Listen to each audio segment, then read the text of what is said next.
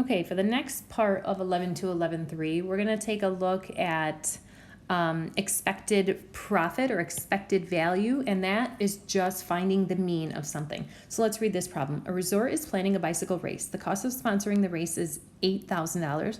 The resort expects to make $15,000 on the event. There is a 30% chance a hurricane arriving the day of the race. Oh no. If this happens, the race will be canceled and will not be rescheduled. What's the resort's expected profit? Okay, so we need to identify what might happen and what is the probability of that happening. So let's say that they said there's a 30% chance of a hurricane. Here's a 30% chance of a hurricane, and what would happen? They would lose those $8,000. The resort expects to make a profit of $15,000.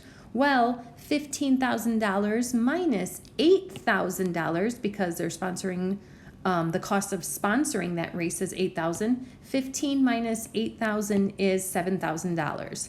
So they would make $7,000 if they actually did run the race, and the probability of that happening is 70%. So a couple different ways to find the expected profit or the mean. You could just take every probability and multiply it by the X value. So 70% chance that they'll make 7,000 plus a 30% chance that they will lose 8,000, which would be an expected profit of $2,500.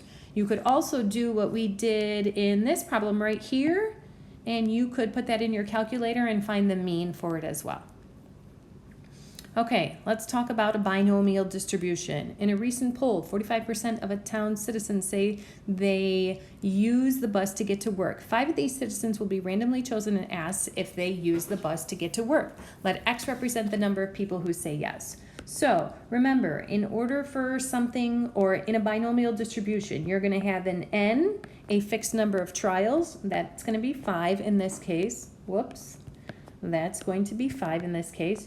You're going to have the probability of it happening. Well, in this particular problem, that's going to be why are you not working? There we go. That's going to be 0.45 or 45%. And then you're going to have X.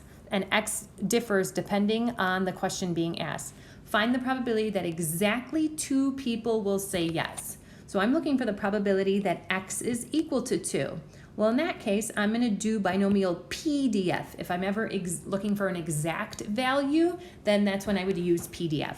And then your calculator asks you what values to put in, but we're just putting in N, P, and I think our calculator says K. Some of them say, no, I think they mainly say K. So there's a 33.7 chance of that happening.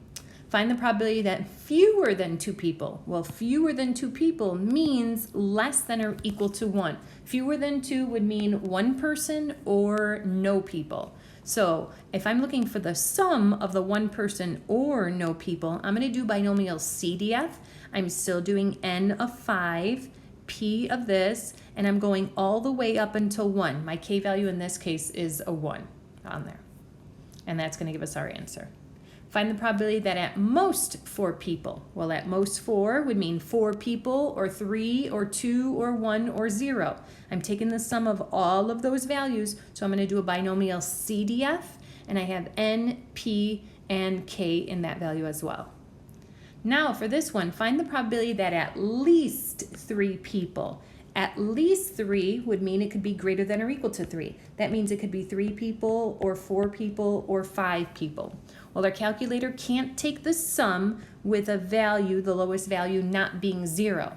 So I can do 1 minus, I don't want these numbers. I don't want 0, 1, or 2. So I can do 1 minus the probability that X is less than or equal to 2.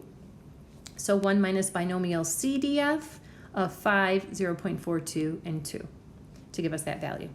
And then the last thing is find the mean, variance, and standard deviation. Well, if we know that we have a binomial distribution, there is a formula for mean, variance, and standard deviation, which are these values right here. So you take and you plug in those numbers based on these values that we had right here.